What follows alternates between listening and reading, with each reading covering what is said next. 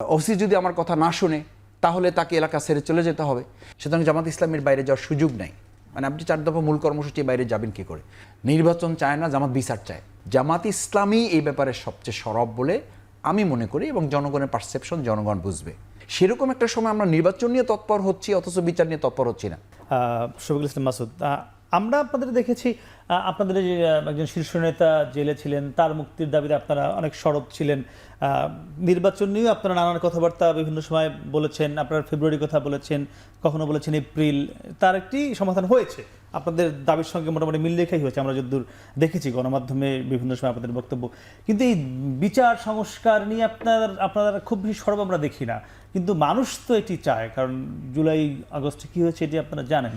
সেটি নিয়ে আমরা কি সরব দেখবো কিনা, যেহেতু একটি রোডম্যাপ পেয়েছেন নির্বাচনের?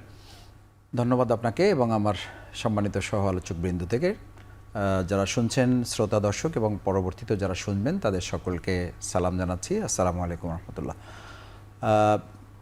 প্রথমে এটা বলে নেই যে সংস্কার বাংলাদেশ জামাত ইসলামীর 4 দফা মূল কর্মসূচি। আমাদের এই 4 দফা কর্মসূচির এটা একটা কাজ। আমাদের 1 দফা হচ্ছে দাওয়াত, একটা হচ্ছে সংগঠন, একটা হচ্ছে রাষ্ট্রীয় সংস্কার, একটা হলো রাষ্ট্রীয় সংশোধন। সুতরাং জামাত ইসলামীর সংস্কারের কাজটা কিন্তু হঠাৎ আজকে নতুন করে না। এটা জামাত ইসলামের একটা নিয়মিত কাজের অংশ। মানে এটা এই বছরে আমরা বলেছি, আগে বলেছি, পরে বলেছি, ব্যাপারটা তা না। আমি বলছি যে Jamaat Islami it's a organisational work, এবং 4টা মৌলিক কাজের এটা একটা কাজ। সুতরাং জামাত ইসলামের বাইরে যাওয়ার সুযোগ নাই। মানে আপনি 4 দফা মূল কর্মসূচির বাইরে যাবেন কি করে? একটা একদম আমাদের একজন সাপোর্টার পর্যন্ত এটার সাথে রিলেটেড। আমরা বলি ব্যক্তি, পরিবার, সমাজ এবং রাষ্ট্র, এই 4টা সংস্কারের মধ্য দিয়ে আমাদেরকে পরিবর্তন নিয়ে আসতে হবে। সেকেন্ড হচ্ছে, আপনি নিশ্চয়ই খেয়াল করেছেন যে জামাত ইসলামী তার নিবন্ধন, প্রতীক এবং আমাদের এই মজলুম জননেতা প্রায় 14 বছরের কাছাকাছি জেলখানায় থাকার পরেও আমরা একটা মিছিলও করি নাই।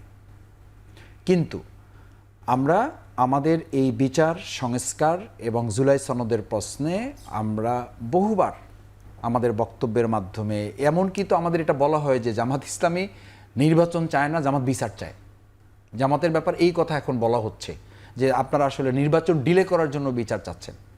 আপনারা নির্বাচন ডিলে করার জন্য নির্বাচনে ভালো করতে পারবেন না, সেই জন্য আপনারা জুলাই সনদ নিয়ে বেশি সময় ক্ষেপণ করছেন। আপনারা নির্বাচনে ভালো করতে পারবেন না, সেই জন্য আপনারা সংস্কারের ব্যাপারটা বেশি তুলছেন। এই কোশ্চেন কিন্তু এখন মাঠে কেউ কেউ আমাদের ব্যাপারে চালাচ্ছে। তার অর্থ হলো জামাত ইসলামী এই ব্যাপারে সবচেয়ে সরব বলে আমি মনে করি, এবং জনগণের পারসেপশন জনগণ বুঝবে। জনগণের কাছে এটা ভার ছেড়ে দিলাম।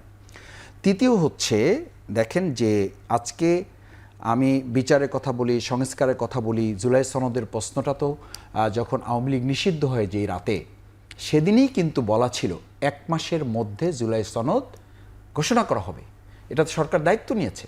সুতরাং সেই দায়িত্বের জায়গায় অন্তর্বর্তীকালীন সরকার, এখন আমরা রাজনৈতিক দল যারা আছি, যেই পরিমাণে নির্বাচনের তারিখ নিয়ে আমরা তৎপর, ঠিক আমি যদি আপনাকে কোশ্চেন করি যে আপনি একজন সাধারণ নাগরিক হিসাবে, এখন উপস্থাপক থেকে আপনি একটু মাইন্ড সেট আপে সরে যান, আপনি কি পর্যবেক্ষণ এটা বলবেন যে রাজনৈতিক দলগুলো যতটা না নির্বাচনের জন্য তৎপর, ততটা কি বিচারের জন্য তৎপর, ততটা কি সংস্কারের জন্য তৎপর, ততটা কি জুলাই সনদের জন্য আমরা কথা বলছি? অথচ এই নির্বাচনটাকে অর্থবহ করার জন্য, নির্বাচনটাকে অংশগ্রহণমূলক, অবাধ, সুষ্ঠু এবং বিগত দিনের যে রাজনীতির অপসংস্কৃতি, তার প্রত্যেকটা সিমটম তো এখন আমাদের সামনে। সেরকম একটা সময় আমরা নির্বাচন নিয়ে তৎপর হচ্ছি, অথচ বিচার নিয়ে তৎপর হচ্ছি না।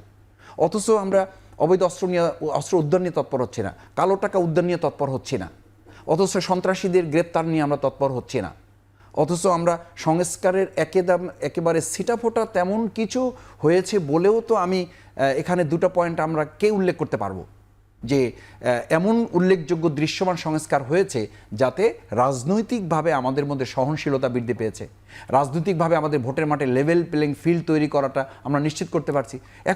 এখন তো চলতেছে অলরেডি। এই নির্বাচন, এই ঈদুল আজহায় পোস্টার লাগানো হয়েছে। আমি এলাকায় গিয়ে দেখি যে উপরে হলো একজন রাজনৈতিক দলের ছবি, নিচে লেখা আছে বাংলাদেশ জামাত ইসলামী। আমাকে লোকেরা ছবি তুলে পাঠিয়েছে যে মাসুদ ভাই, এই রাজনৈতিক দলের নেতা জামাত ইসলামীতে যোগদান করলো কবে? আমি বললাম কেন? বলছে যে ছবি উপরে হলো ওনার, নিচে শুধু জামাত ইসলামীটা দেখা যাচ্ছে, মানে এই পোস্টারের উপরে তার পোস্টারটা লাগাই দিয়েছে, বাট নিচে দলের নামটা থেকে গেছে। মানে কৌতুক করে বলা হচ্ছে এলাকায় যে এই যে সহনশীলতাটা নাই, এই যে আমার পোস্টারের উপরে বা আরেকজনের পোস্টারের উপর আমি মেরে দিচ্ছি, আমার পোস্টারের উপর আরেকজন মেরে দিচ্ছে, আমি বলতেছি যে আমার টিউনো, আমার এলাকার ওসি যদি আমার কথা না শুনে তাহলে তাকে এলাকা ছেড়ে চলে যেতে হবে। এই পরিস্থিতিটার সংস্কার রাজনৈতিকভাবে না করে আপনি একটা নির্বাচনের ডেট নিয়ে শুধু আমরা দায়িত্ব পালন করাটা ফেব্রুয়ারি এবং এপ্রিল, আমার কাছে এটা গুরুত্বপূর্ণ। কিন্তু এটা তার চেয়ে গুরুত্বপূর্ণ কি যে আমরা অর্থবহ নির্বাচনের জন্য যে বিচার সংস্কার এবং জুলাই সনদে আমাদের প্রত্যেকের যে আমি জিতলে আমি সকল জনগণের হয়ে জিতবো, আমি হারলে আমি বলবো যে আমি জনগণের পক্ষ হয়ে আগে যেভাবে কাজ করছি সেভাবে কাজ করব। এই সংস্কৃতিটা শুধু একটা জুলাই সনদে লিখিতভাবে দিলেও হবে না, এটার জন্য আমাদের মানসিকতা থেকেও এই চিন্তার জায়গাটা আমাদের পরিশুদ্ধিতা নিয়ে আসতে হবে। সেই সংস্কারটা রাজনৈতিক দল নেতৃবৃন্দকে এই ভাবনার জগৎটাকেও আমাদের ফিরে নিয়ে আসতে হবে। আমরা এই বিষয়ে একটু আসবো।